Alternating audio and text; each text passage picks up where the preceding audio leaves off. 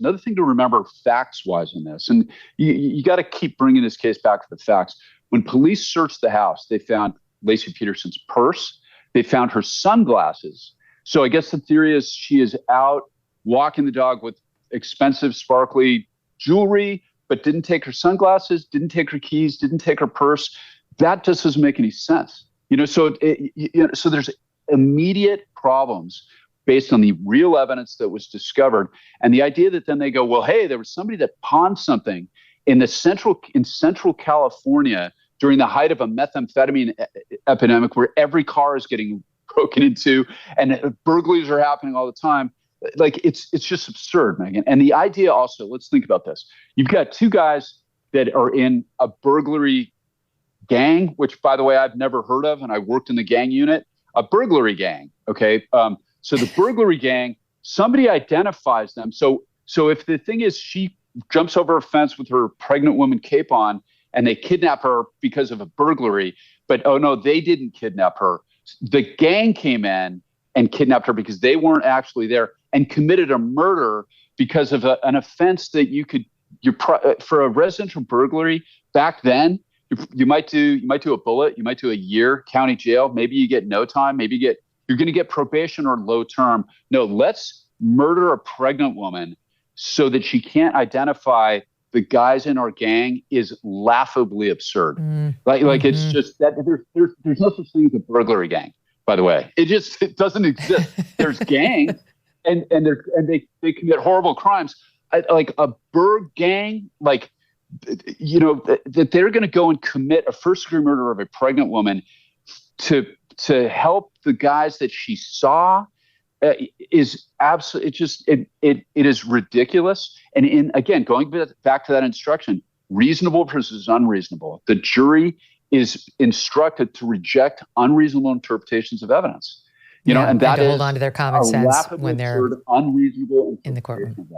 And what I love though is the chutzpah of Scott Peterson, saying, "Oh, the police withheld it." Look, that's another thing that we should probably dispel is the idea that the cops just want to make an arrest because they just want to make an arrest. That by itself, like to any professional law enforcement officer, you look like a buffoon if you arrest the wrong person. And if somebody murdered a pregnant, beautiful woman like Laci Peterson, you don't just arrest her husband so that you look good having arrested somebody, and then you let the real killer stay free so he can murder the next person, the neighbor down the street 2 weeks later. Like nobody wants to do that. No cop wants to arrest an innocent guy.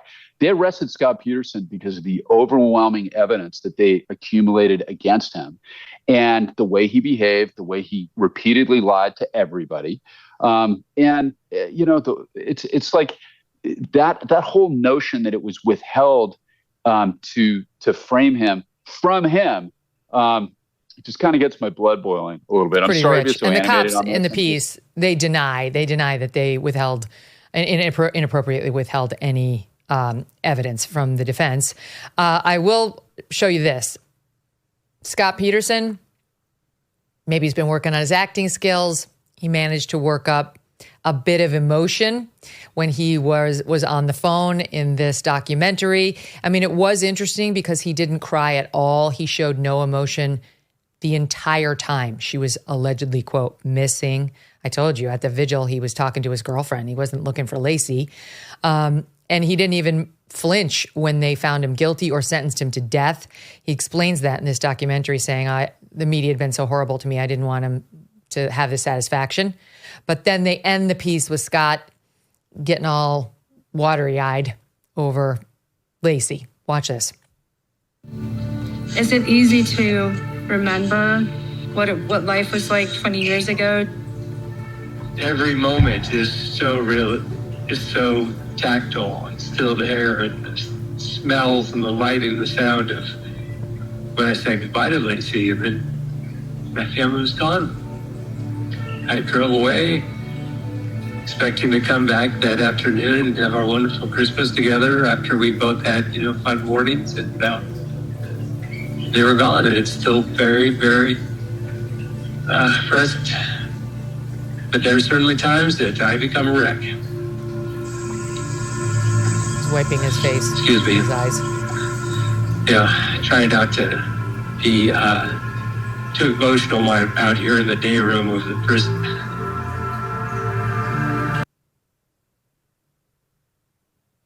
Take it you don't buy it. Well, the problem with that, number one, look, anybody who would murder his pregnant wife so that he can go continue his dalliance with a woman that he likes better, nobody should be shocked that a guy who would do that would turn around and then lie about the circumstances of it. Okay, so it always gets us, when a grown man cries, but it's like the first time I saw a criminal defendant lie and cry, it kind of got to me. And the second time I saw a murder defendant do that, and the third, it's again, going back to the evidence here. The lead detective on the case, when they interviewed Scott Peterson, he said he showed a shocking lack of emotion and a shocking lack of additional follow-up questions. He didn't ask for their cards. He didn't ask for where's the state of the investigation. Can I call you if I have questions? He didn't ask any of those things that you would expect from somebody whose wife had gone missing. What your viewers just watched is the exact opposite of the way that he was behaving.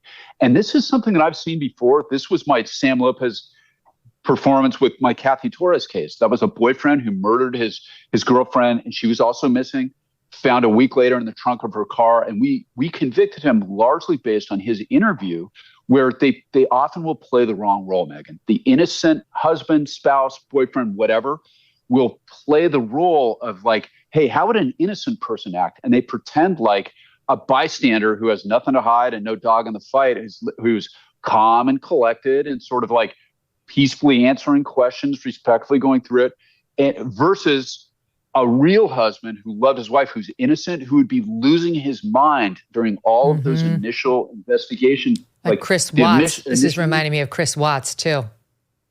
Right. And look, people react to grief differently, but when you're cold about it, it's totally inconsistent with what we just watched. Matt, remember that one interview Scott Peterson gave to a reporter? I don't think it was the Diane Sawyer one. I think it was the local reporter who got great stuff from him. Yep. And this was when the search was on for Laci and Connor, and the phone rang and he didn't even look at it. It was didn't happen. To your point, to exactly the point you're making. Right. How would an innocent guy not know that's the police going, great news, we found her. She was tied up in a warehouse or that's exactly what I'm talking about. The thing is, Megyn, when you take a jury, you have 12 deliberating jurors, you have about 500 years of life experience. You have 500 years of collective common sense wisdom on that. And they may not be experts on DNA or on the forensic processing of cell phone data or whatever it is. But I'll tell you, juries are very, very good at human behavior and how somebody should act under certain circumstances and how they shouldn't. And that jury, they got all that evidence back then. I don't think they ever introduced that interview, but you spotted it just like I did. How does he know if he's innocent that's not them saying great news, or hey, she needs a blood transfusion? When your wife is missing, you pick up the friggin' phone, right? Every time. That's the type of thing. And with Scott Peterson, when we're talking about the collage, that's one more piece of the collage. For those of us holding our breath for the past several months as we came up to this election, we can finally exhale. Work can at last be done on the major issues this country's facing, one of the most significant being our national debt. The fact is, we're broke, and that debt is a house of cards for our nation that cannot be quickly dismantled. So the strategy remains the same. You might want to diversify your savings. This is why I want to tell you about Birch Gold. So many things are out of our control, out of our president's control. So it can be important to have a safe haven for your savings. Birch Gold Group can help you convert an IRA or 401k into an IRA in physical gold. And the best news is it does not cost you 1 cent out of pocket. Text MK to 989898 to get your free info kit. Plus, right now, you will receive a free 1-ounce silver eagle coin for every $5,000 purchased. Protect your savings with Birch Gold. Text MK to 989898 and claim your eligibility for free silver today. Thanks so much for watching. If you like what you just saw, hit the subscribe button for more clips and full episodes.